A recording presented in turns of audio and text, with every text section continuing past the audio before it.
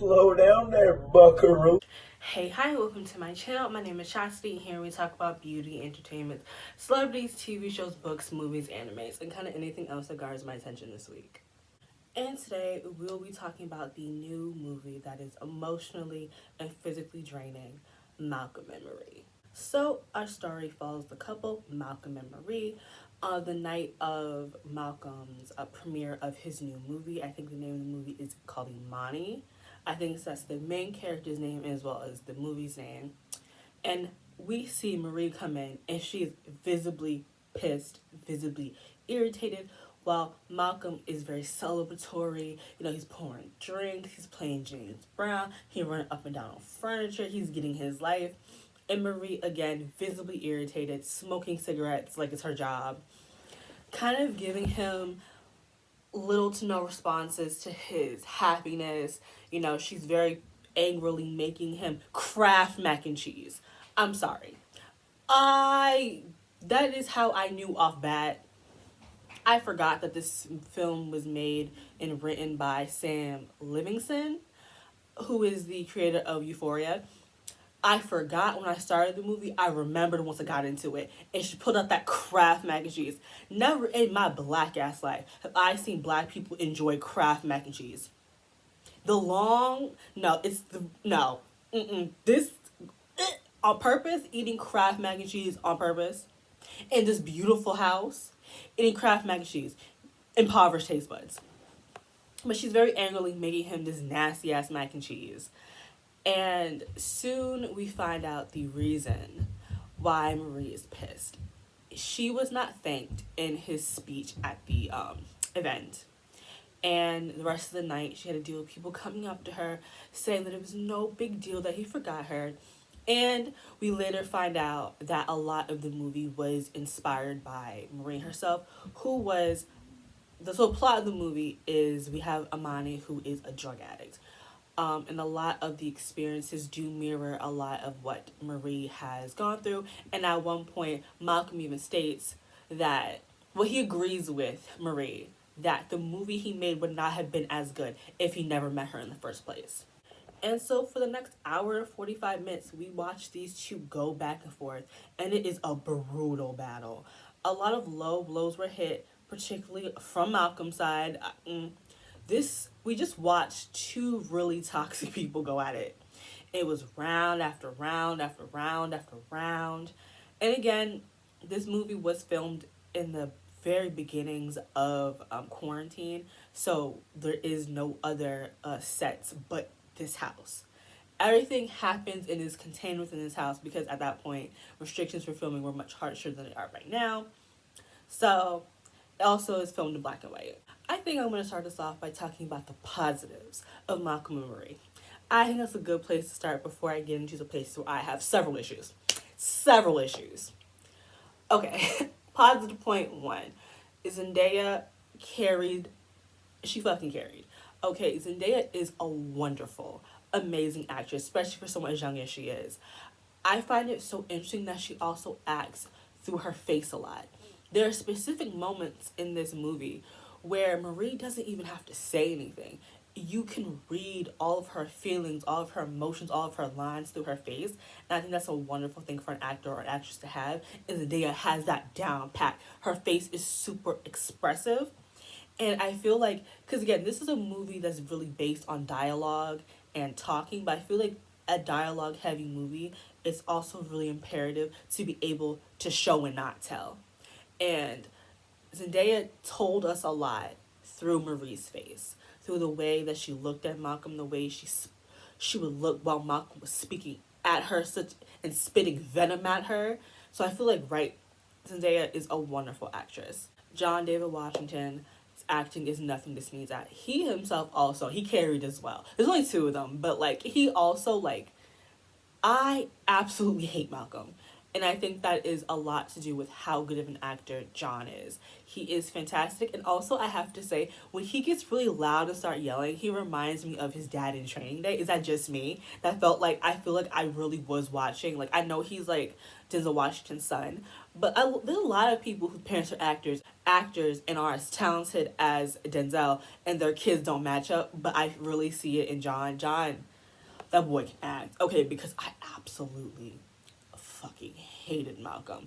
Malcolm is everything I hated men, and I will get into why he's the way he is because okay. But I felt all of the raw emotions. I felt when he was elated about his movie premiering down to his anger and frustration. John gave us Toxic Boyfriend very well. Because everything about Malcolm is garbage. What a terrible human being. Because when he said, I could hurt you 10 times worse, it's that, ladies. If a man looks you in the face and tells you some shit like that, pack your bags and go home. He will hurt you 10 times worse, and why even stay? Why even stay? Why even go through that pain? Why do it? I also think it was a great stylistic choice to have the movie in black and white. I feel like it would be less impactful in color for some reason. I don't know, because I don't think I could have sat there for as long as I did, an hour and 45 minutes.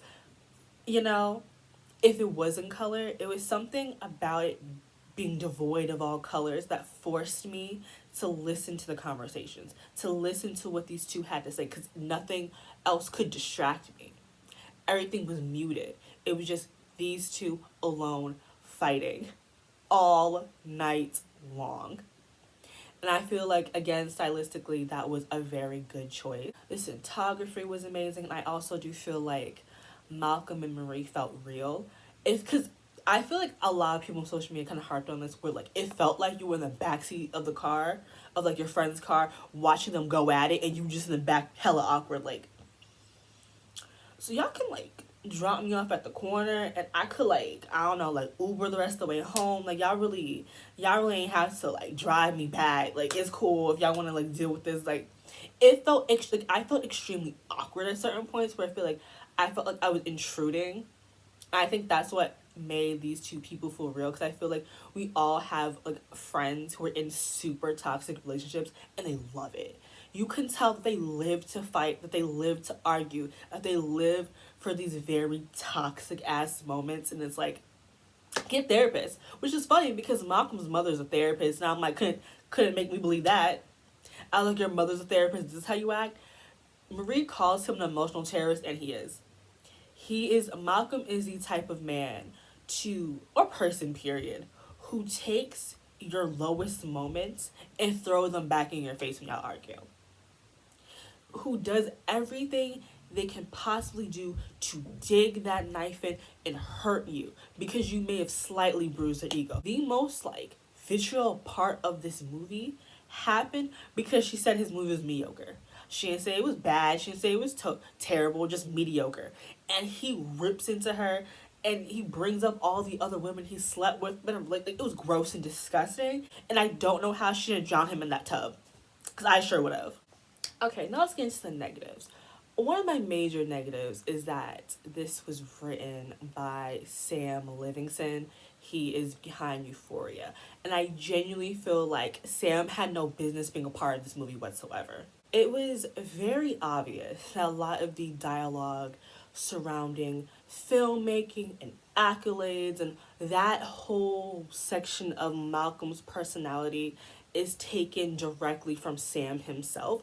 And you can see that with the way things are said. A lot of Malcolm's opinions and feelings come directly from Sam himself. And it's a very interesting choice. It's not an interesting choice, it was on purpose. To use a black man as a vehicle for Sam to express these feelings, because he knew he wasn't getting any backlash if a black man said these things, versus Sam himself expressed these feelings and opinions. I think it was very obvious, and I would say a moment that definitely stuck out to me was the comment about Barry Jenkins. If you don't know Barry Jenkins, amazing man. All right, Moonlight, if Bell Street could talk, you know Barry's work when you see it. And he brought up the fact that Barry did Moonlight, and and he's not gay, and yada yada yada. And I'm just like, first of all, the something, if you've watched Moonlight, you understand how absolutely disrespectful it is to boil Moonlight down to just being a gay love story. It is so much more than that, and it's so far more impactful than just being a gay love story. And also, the original script was written by a gay man. We were taking the source material, so shut the fuck up there. I I can just tell, and I feel like a lot of other people on social media have agreed with this as well, that Sam is jealous that he cannot match up to his black and brown peers in the film industry, and he's bitter about it. I would be too if I was a mediocre white man who really don't have much stories to tell. You have nothing to bring to anything, and you have all these black and brown people with colorful backgrounds and just lush material to take from. Yet here you are, just a white man, nothing special, nothing great about you. And because Malcolm's dialogue, the type of entitlement Malcolm was giving in this movie was very so white man entitlement. This was not the type of entitlement that black men can have. This was a white man's entitlement. When the black people are talking about our movies and why we're not being given the space and opportunity and the accolades, we are usually comparing ourselves to our less talented white peers. We are not comparing ourselves to other black and brown people because we are aware of how much work they had to get where they are. And we're not competition with each other. We're not. Because we all work and we grind and we drag ourselves from the bottoms. But who we are going to compare ourselves to is the white people who don't do shit but get all the accolades. So there's just moments like that where it's like a white man wrote this.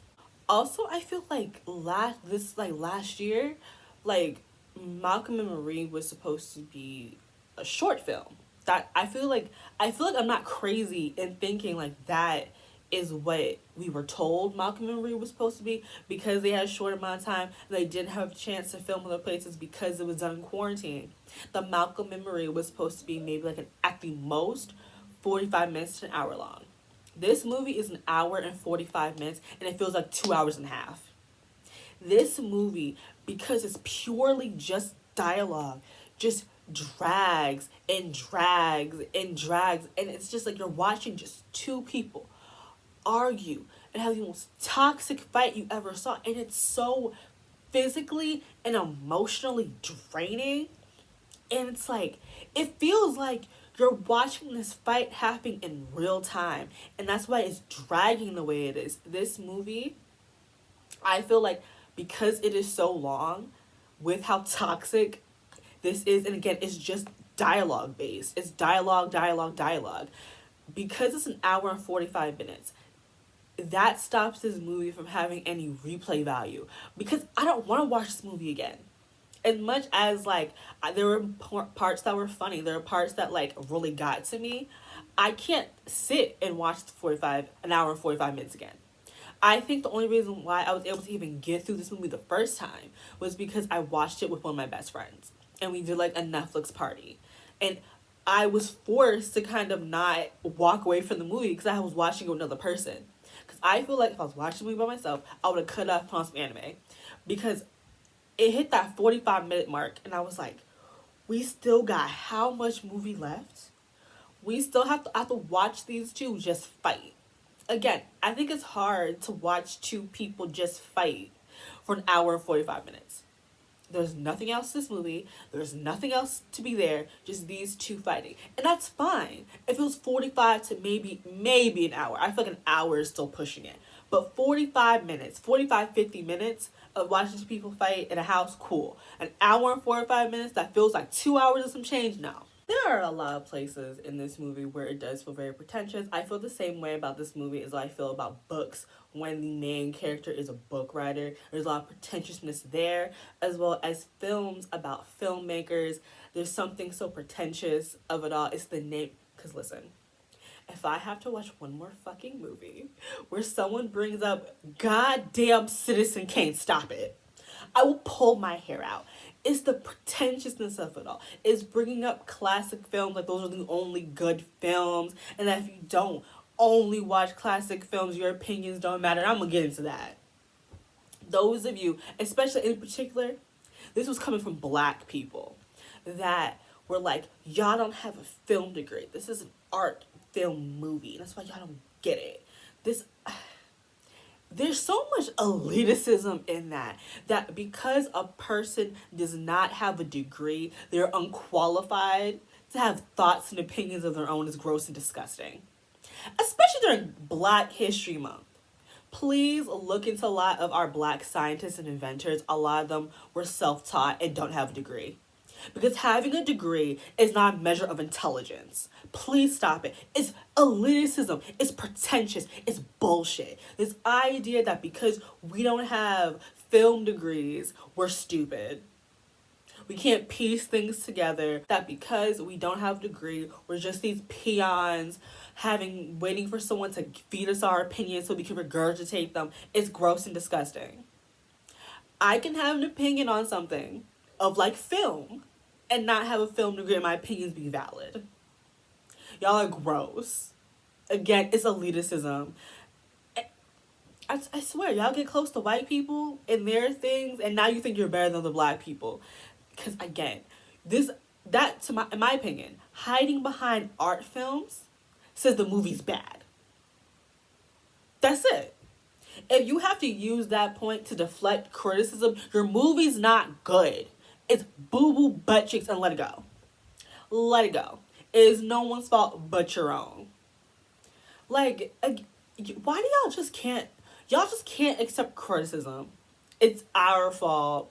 We're too stupid to get it. Shut up. Please shut up.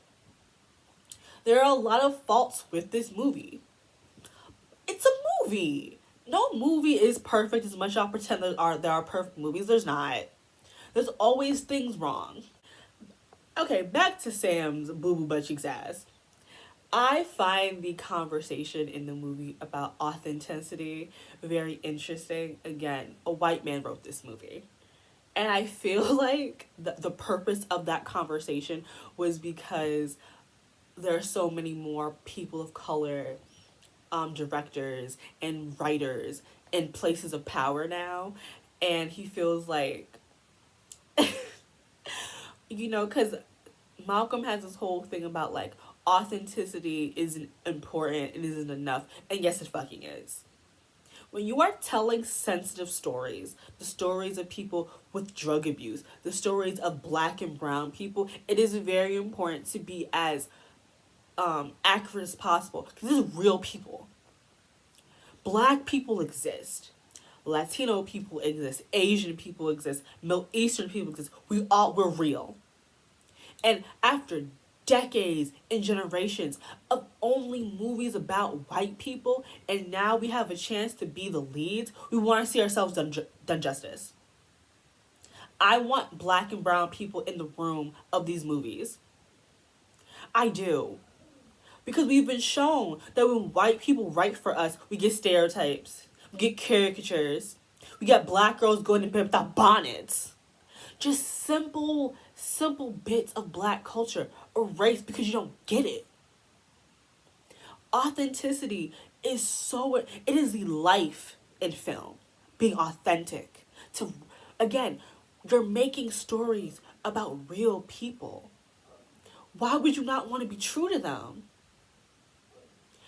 If I can finally see my story, I want it to be done right. And I don't think there's a person of color or a person of any marginalized group that does not want their movies done right. That's why blind and deaf people have the issues with the movie and film industry the way they do. Because you have blind people touching up on people's faces. Don't nobody do that in real life.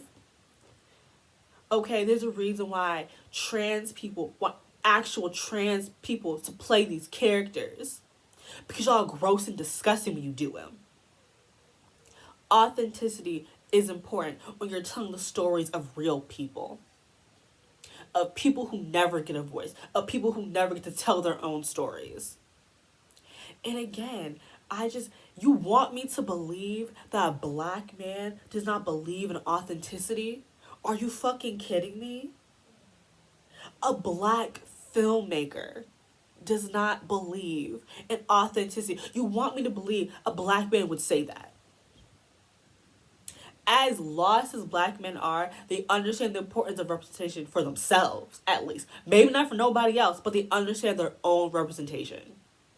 So I'm hard pressed to believe Malcolm would ever fucking say that. But you know who would say that? Sam.